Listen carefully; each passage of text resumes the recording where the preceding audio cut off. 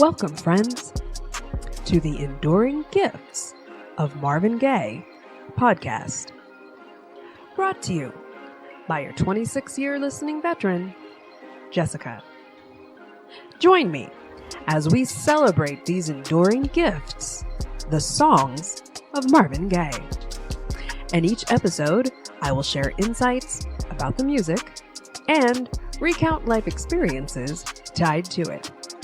I'm hoping to inspire you to take a first or your 500 first listen to these songs that are truly the enduring gifts of Marvin Gaye.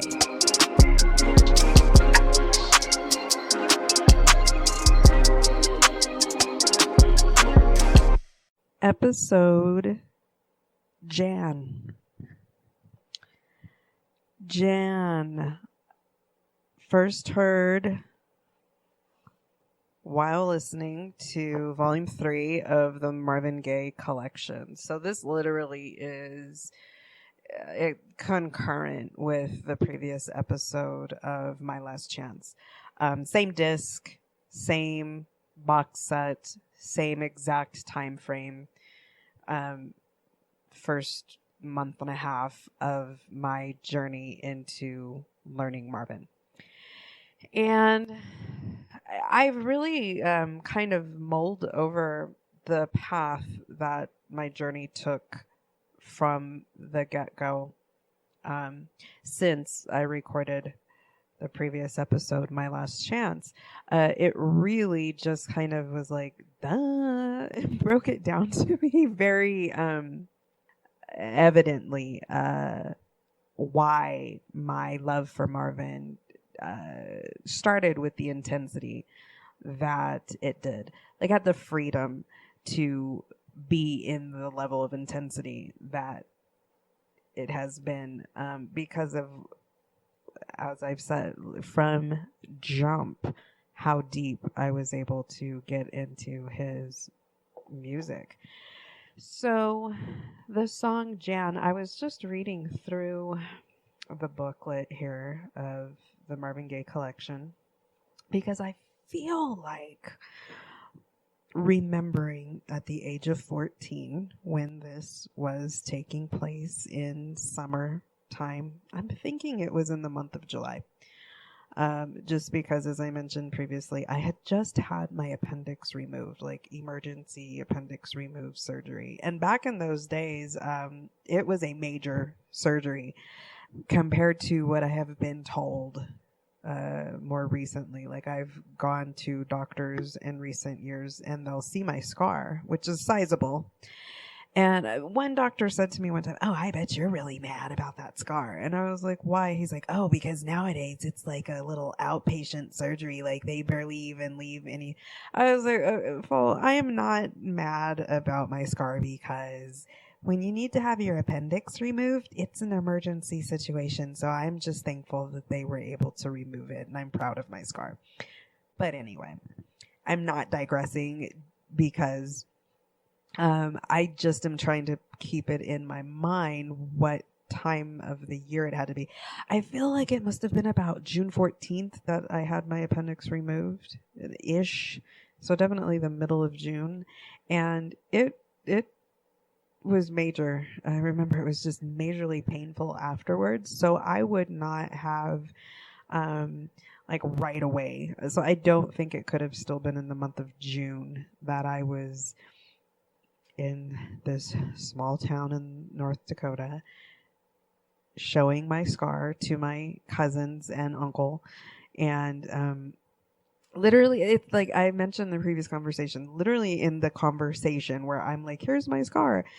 For some, we must have already had music playing, must have been kind of old school R&B soul music. And then it's like the ante got upped because out came this literal box that had a lid on it that you picked up, and then inside is this immaculate, pristine, beautiful book that matches the artwork on the cover of the box, and it's filled with beautiful pages of pictures and a biography It is written by David Ritz, and I have my opinions on him, but it doesn't really matter that much at this point in the game. So I was recalling that time, and I felt like I had taken the time to read this biography. I felt like somewhere in this biography, it's not very, very long, it's no more than 20 pages, that Marvin's relationship with Jan was detailed, and that it was noted that she was much younger, and that was about it, and that she was his second wife. And that was about it. So by the time of getting to that song in this collection, and actually, let me go to the book here, because I was really just kind of skimming through, and I was like, so far I'm not seeing really anything about Jan. But the one note about the song, recorded at the same Oakland, California concert as Jan, written for his second wife. So I was like, well, I guess maybe that's the only place in this book at that point in time that I had any context about Jan. And I will say that here's another thing that was, I'm going to use this word, and I'm going to look it up, and I'm going to hope that I use the burgeoning. Is that like just starting to grow, starting to blossom, starting to come to the surface, starting to come to light?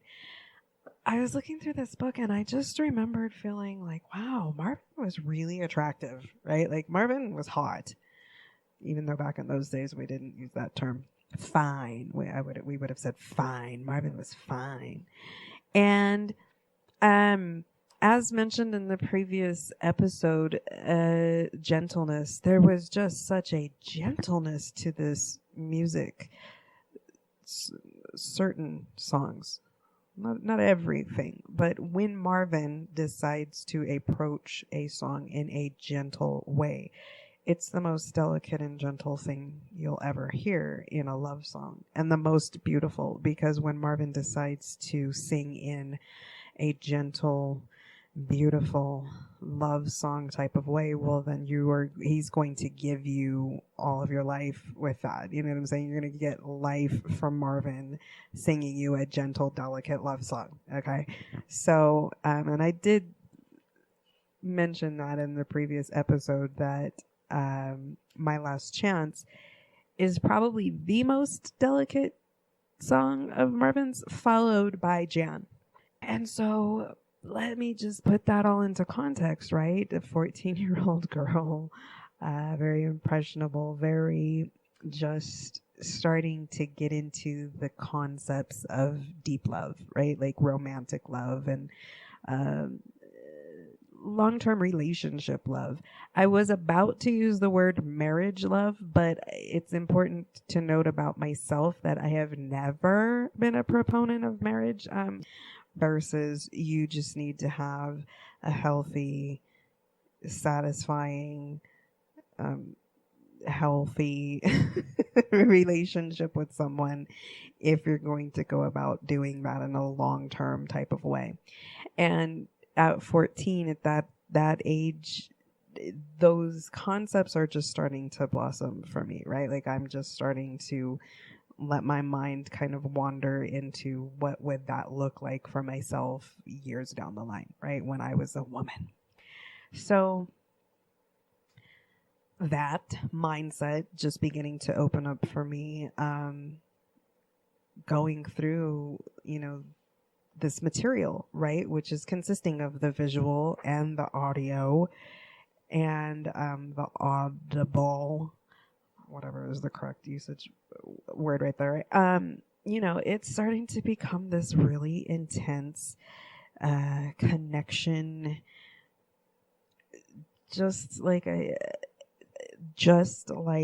hearing Mercy, Mercy Me for 30 seconds on a TV commercial when I was 11 years old, one weeknight in winter, was a very dawning experience for me, a very dawning moment, which was like letting me know that I'm going to have a very deep experience through life getting to know this music. Well, here it is actually beginning to happen, and it is starting off very deeply connecting to me and touching me, and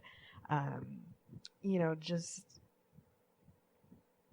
letting me know very early on that this is going to be like some really important stuff in my life. And I've said it before, I think I said it in mainly the introduction to this series, a source of joy, a very joyful, but on a very deep level. And when I say joy, I don't just mean like blissful joy, like, oh, happy sunshines, rainbows joy. Joy, like a deep connection to someone's soul joy, where it's just like, yeah, And as I mentioned at the end of the previous episode, it's like, if you need it, you're going to get it through experiencing this music. So, Jan, a live recording. And back to the context of that time, not a song that's played on the radio, not an album that is at your local record store, because there are no local record stores anymore. The format has switched over to compact discs, and not an album that is being printed on disc. So not an available song.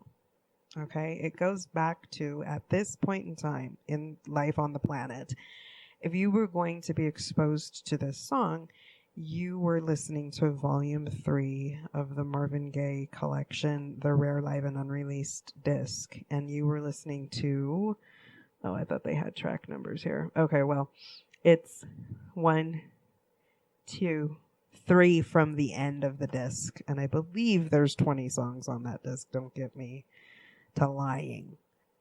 I was listening to this disc in my car yesterday. I believe there's 19 tracks on that disc, so it would be track 16.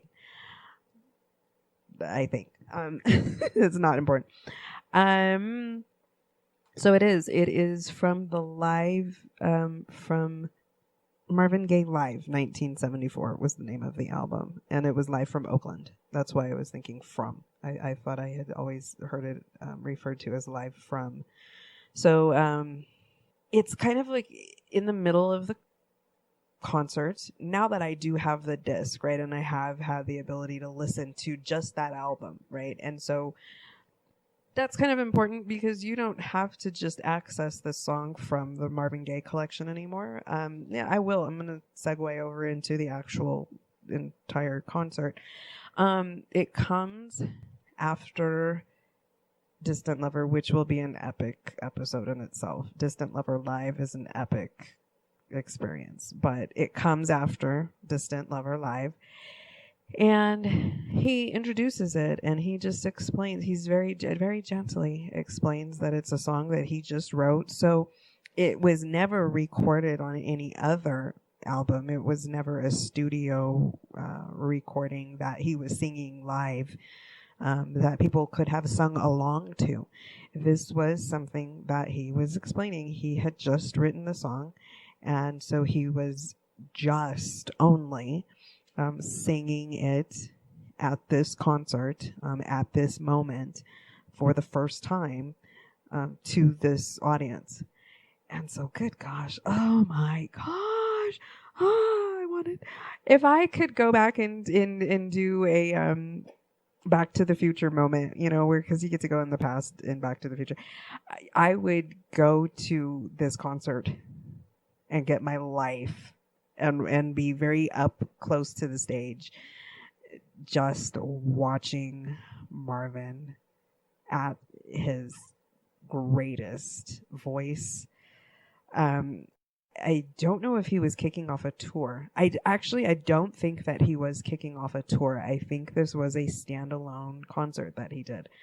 That may have been, I think a tour may have followed not long after, but I don't believe that this concert was followed very closely by a series of continuing shows across the country. He very close to this time frame did do a national tour, but I really do believe like this was just his kind of first foray back into live performing after a pretty long break from it. And so that's what I mean by Marvin in just like his best live performance voice. His voice is not worn and worked from tour. There is a midnight special. I think that used to be the name of this show from the 1970s. So definitely not something that I ever experienced at its time. But one time on VH1 at like 2 o'clock in the morning, and I do mean one time. So clearly I couldn't sleep, right? And it had to have been on a weekend.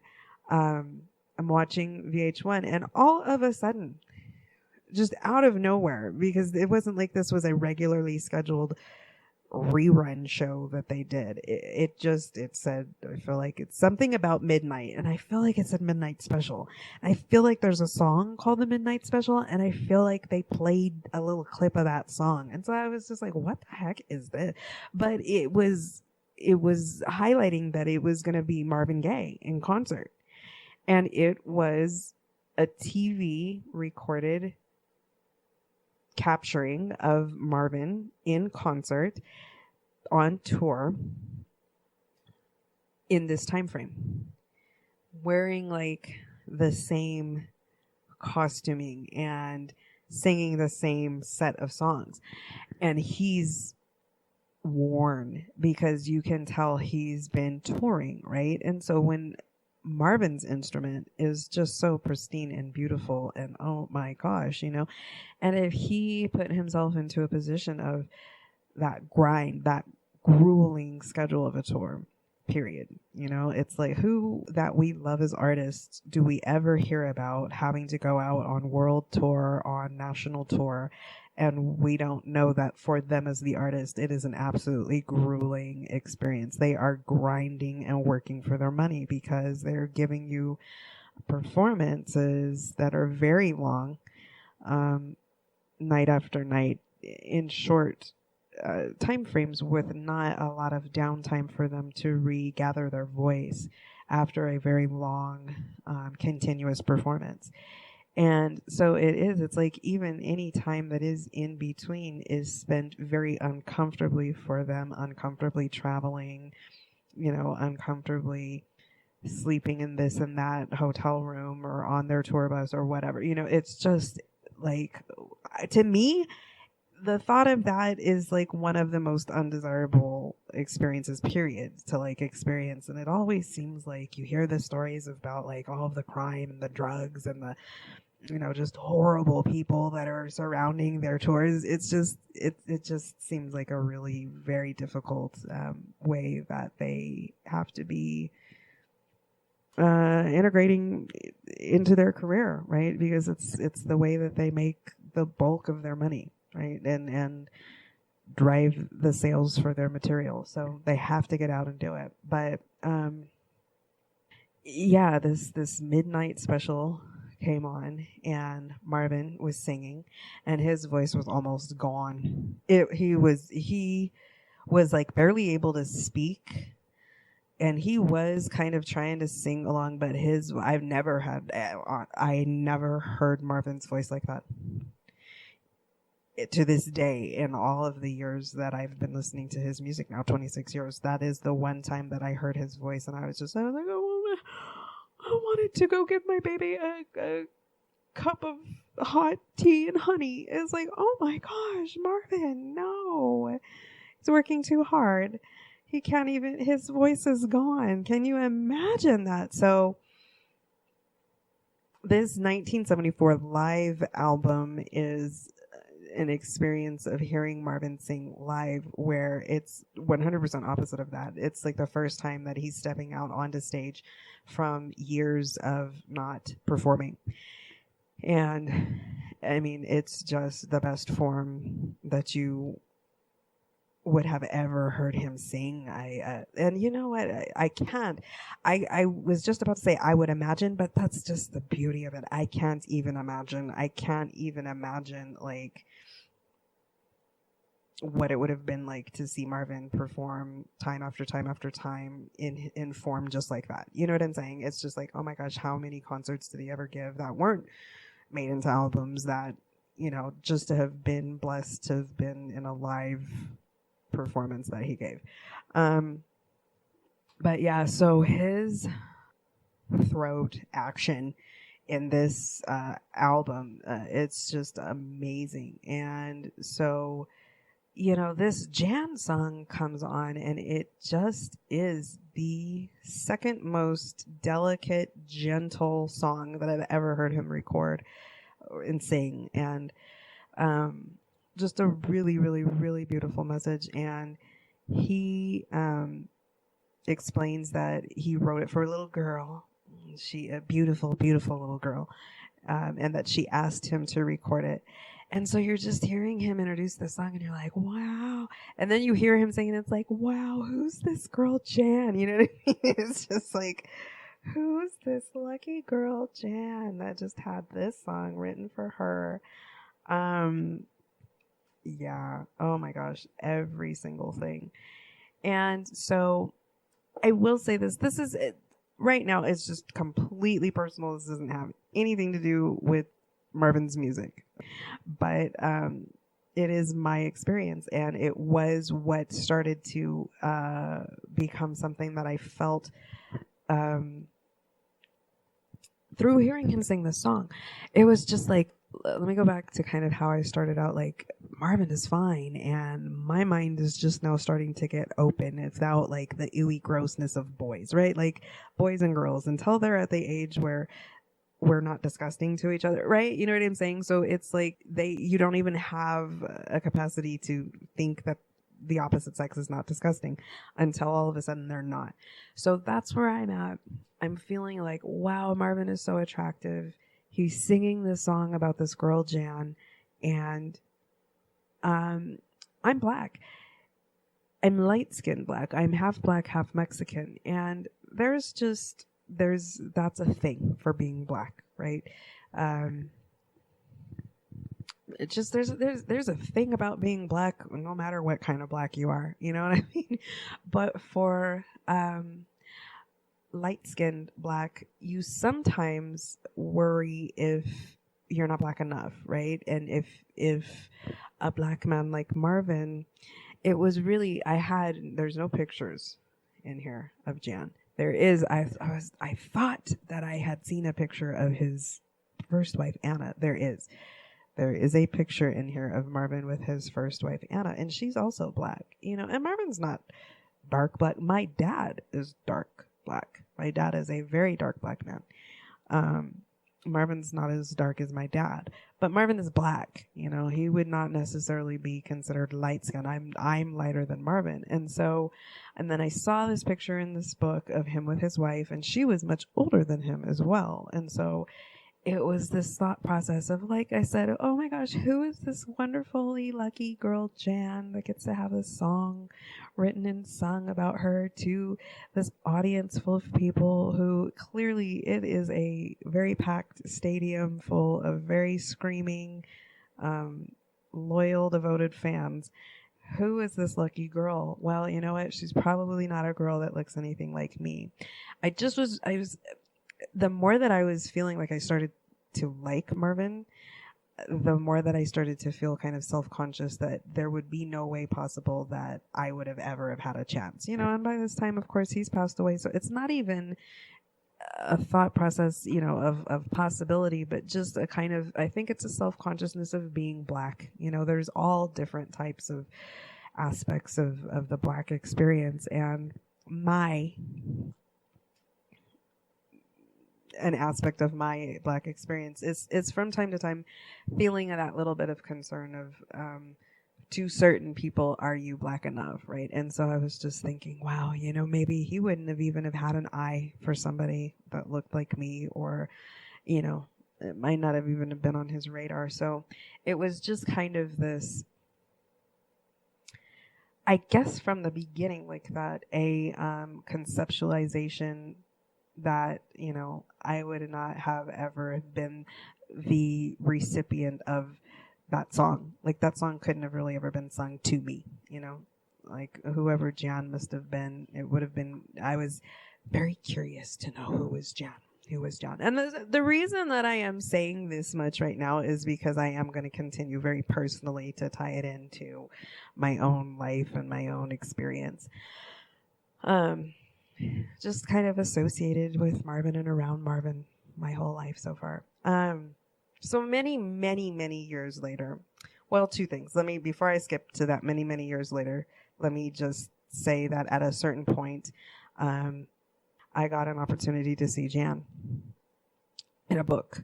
There is this written by David Ritz biography of Marvin. And I will, I guess if I feel a certain type of way, I hate that expression, but I find myself, I use it all the time because it is very descriptive. You know what that means. And it is a Black woman thing to say that too, but I feel a certain type of way. If a woman is telling you that she feels a certain type of way, it means she doesn't necessarily feel very good about a situation.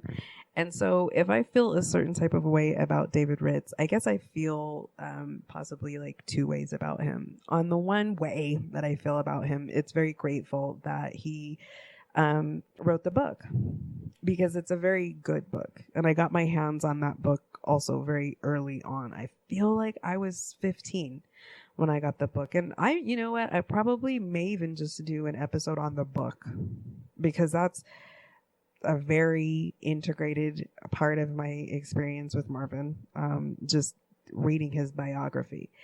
And so, upon getting the book, because I'm going to save kind of the journey of getting the book, but you can see there's a section in the middle of it that's of pictures. So, you can kind of get the book and go straight to that section to start looking just at what pictures are in here. Cause it's not a picture book. It's a book to read. And it was back in the day when, books were bound and you had to go to a store to buy a book if you wanted that book. So, just kind of getting the book, going straight to the section of pictures, and there was my first picture of Jan. And Jan is a very light-skinned woman who looks like she's, half Black and half something else, or Black and other things. And in a lot of ways features that, just look very similar, especially the hair, that half Black, half Mexican hair. And that blew my mind, because from the beginning, summer of 14, listening to this song, I'm kind of immediately convincing myself what Jan must look like. And when I saw just like, oh my gosh, not only does she not look like what I thought she looked like, but if anything, she looks more like me than anything that I thought she looked like. You know what I'm saying? So that was just very personal, right? And making me feel a little bit more drawn to Marvin, and making me feel like, wow, no, wait a minute, I actually would be a type. You know what I mean? Like, no, I would not necessarily have been excluded. Like, I possibly could have had a chance. Like, the message of the song actually could have been something that I could have received. Again, not from any type of a broken mind thought process that could happen. Like, there's a fine line there, right? And I'm not saying that I was going there, but it's just like when you get so closely connected to, again, like what I said, somebody's soul, like, and that is really just the enduring gift of Marvin, is the exposure of his soul that he left behind on this earth. And that's what we are made of, right? Is our soul. And so that, is the first thing that leaves when you are no longer here. But what I think the enduring gift is of Marvin is that it is what also remains. And so there's just like this soul connection, right? And so when kind of coupled with just that soul connection, you're actually also like seeing yourself in the mirror, like, oh my gosh, this is who he was with. This is who inspired his songs. Wow. It was just this really much, much deeper connection. And so now from there, I will skip to what I had started to say. Years and years and years later, I was in my longest term relationship. And it was really my joy throughout that to expose that person, that boy, to Marvin. And so at one point, I may have been, schooling him to Jan. And so I just kind of explained to him my kind of a little bit more personal connection to that. And I was just explaining, I was like, okay, so yeah, I had to have been getting ready to share this song with him. I was just explaining to him, it was like when I first heard this song, I was 14, I had it in my mind that, whoever this Jan was, she must have looked a certain way, and that, I was thinking I would never have a shot with Marvin, and the first time that I saw a picture of Jan, my mind was blown, because it was like, not only did she not look like what I thought, but very almost kind of looks like me. And so I remember too, because I was emailing him this, and I found a picture of her online. I think this is how available things were. I just Googled Marvin and Jan, and I found a picture of the two of them. And upon just doing that Google, it was a picture where her hair was down again, and all the more to show that similarity. So I sent it to him, that picture, just to kind of prove my point, where I was like, dude, now mind you, because I'm not just saying that, she was light skinned, but I think she like almost freaking looks like me. So I sent him the picture that I'd found, and I knew that he would verify that for me. You know what I'm saying? Like, he would yay me or nay me on that. And he responded back, and he was like, oh my gosh. He was like, you do look like her. And he was like, Marvin had good taste. I was like, yeah. And so yeah, Jan is a very, very just the second gentlest, most delicate delivery of a song that Marvin has in his library.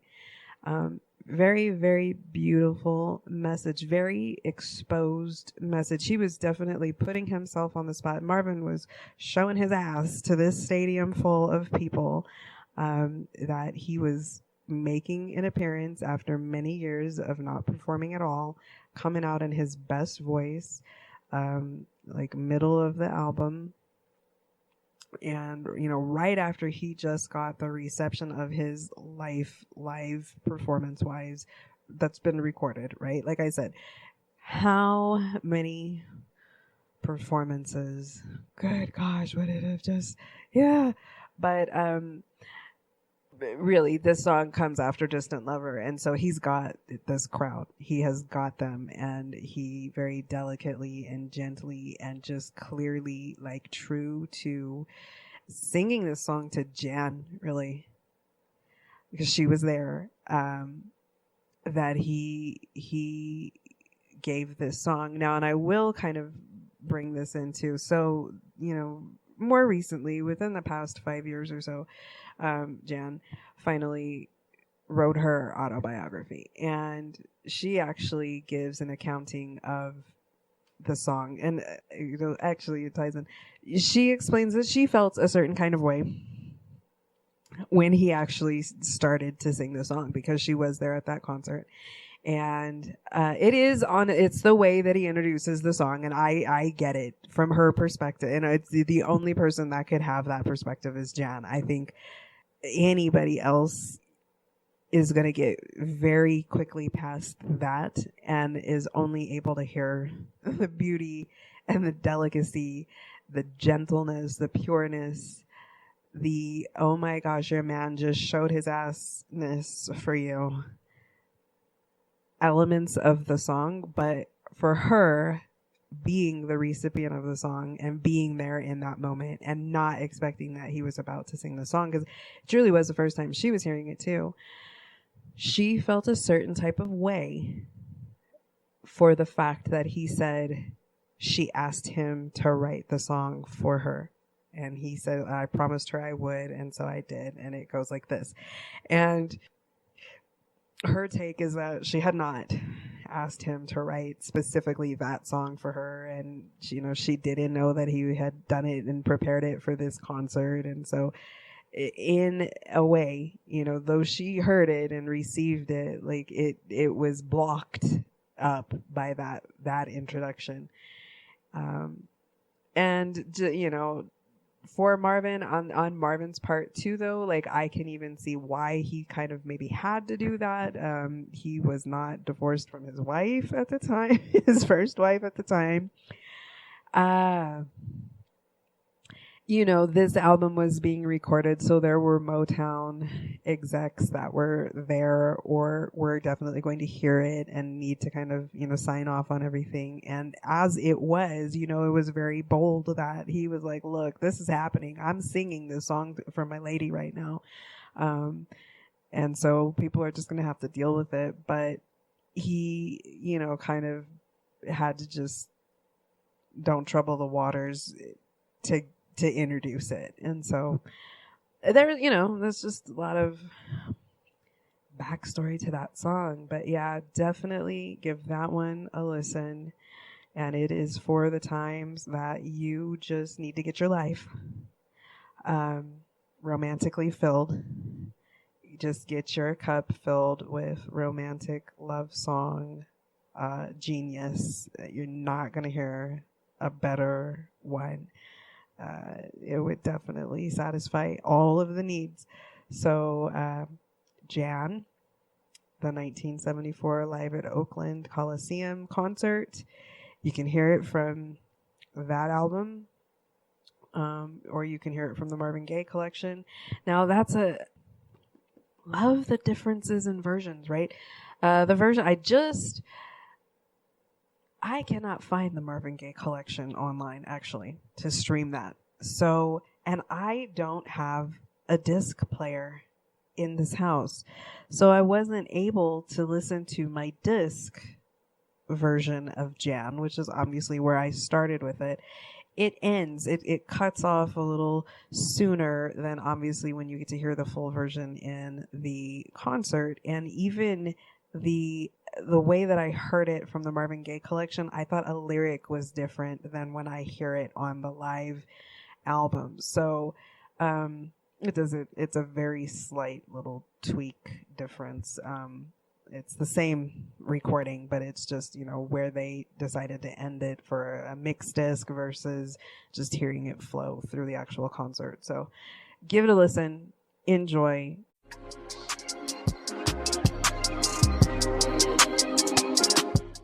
Well, friends, that's it for this episode. Did we have fun? I had fun. Subscribe to our show so you never miss the enduring gifts of Marvin Gaye. And we're excited to announce that you can follow us on Pinterest at our page, pinterest.com/Marvin Gaye _enduring_gifts. There, you can see our gorgeous picture boards for each podcast episode, among many others. These boards are full of images of Marvin, capturing key moments from each episode. We're making this a listening and viewing experience for you. So until next time, thank you for listening.